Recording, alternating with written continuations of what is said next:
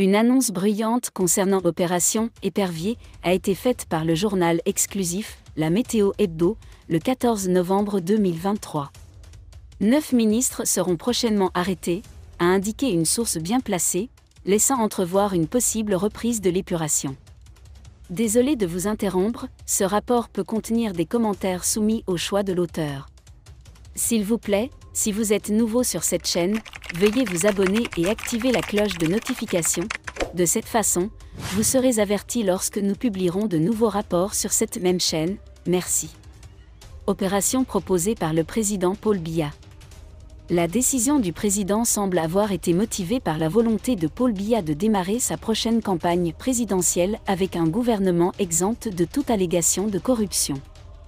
Dans son discours du 31 décembre 2023, le président a clairement évoqué la possibilité de reprendre l'opération Virgule, à la suite de laquelle plusieurs anciens ministres et chefs d'entreprise d'État ont été emprisonnés. Le discours du président était plus qu'un simple avertissement. Sur un ton menaçant, Paul Biya a réitéré que les dirigeants malhonnêtes et ceux qui s'enrichissent illégalement doivent être traduits en justice. Cette annonce, qui intervient un an après des annonces similaires, souligne la détermination du président à lutter contre la corruption et ses effets dévastateurs sur l'économie et la société. Le chercheur d'État Njoya Musa estimait en janvier que cette annonce avait dû perturber le sommeil de nombreux hauts fonctionnaires, directeurs généraux et ministres. Il a souligné le fait que le président a récemment autorisé la Chambre des comptes à publier le rapport d'enquête sur la gestion des fonds du coronavirus, un rapport cinglant soumis au Parlement. Une autre question complexe concerne la préparation et l'organisation de la CAN 2022, où le bien-être public est en jeu et où les responsabilités restent à déterminer. L'article souligne également que le 6 novembre marque le 41e anniversaire de l'administration du président camerounais Paul Biya. Les partisans de l'homme de 90 ans réclament qu'il le représente à la prochaine élection présidentielle, prévue en 2025. La décision du président d'intensifier l'opération Épervier souligne l'engagement du gouvernement camerounais dans la lutte contre la corruption. L'impact de ces arrestations imminentes sur le paysage politique et le gouvernement est encore visible. La lutte contre la corruption reste un enjeu clé au Cameroun, et les actions futures auront certainement des conséquences nationales.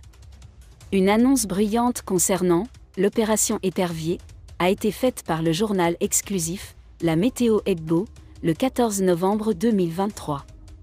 9 ministres seront prochainement arrêtés, a indiqué une source bien placée, faisant allusion à une possible reprise de l'épuration lancée par le président Paul Biya. La décision du président semble avoir été motivée par la volonté de Paul Biya de démarrer sa prochaine campagne présidentielle avec un gouvernement exempt de toute allégation de corruption. Dans son discours du 31 décembre 2023, le président a clairement évoqué la possibilité de reprendre l'opération Virgule, à la suite de laquelle plusieurs anciens ministres et chefs d'entreprise d'État ont été emprisonnés.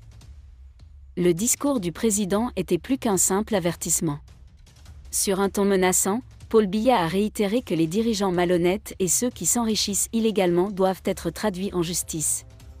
Cette annonce, qui intervient un an après des annonces similaires, souligne la détermination du président à lutter contre la corruption et ses effets dévastateurs sur l'économie et la société. Le chercheur d'État Njoya Musa estimait en janvier que cette annonce avait dû perturber le sommeil de nombreux hauts fonctionnaires, directeurs généraux et ministres. Il a souligné le fait que le président a récemment autorisé la Chambre des comptes à publier le rapport d'enquête sur la gestion des fonds du coronavirus, un rapport cinglant soumis au Parlement. Une autre question complexe concerne la préparation et l'organisation de la CAN 2022, où le bien-être public a été mis à mal et où les responsabilités doivent encore être déterminées. L'article souligne également que le 6 novembre marque le 41e anniversaire de l'administration du président camerounais Paul Biya. Les partisans de l'homme de 90 ans réclament qu'il le représente à la prochaine élection présidentielle, prévue en 2025. La décision du président d'intensifier l'opération Virgule souligne l'engagement du gouvernement camerounais à lutter contre la corruption. L'impact de ces arrestations imminentes sur le paysage politique et le gouvernement est encore visible. La lutte contre la corruption reste une question clé au Cameroun, et les actions futures auront certainement un impact. Merci d'être resté avec nous jusqu'à ce point. Comme toujours pour promouvoir la liberté d'expression, laissez vos opinions à ce reportage dans la section commentaires ci-dessous. Si vous avez aimé cette vidéo, merci de liker, partager, commenter et surtout vous abonner à la chaîne.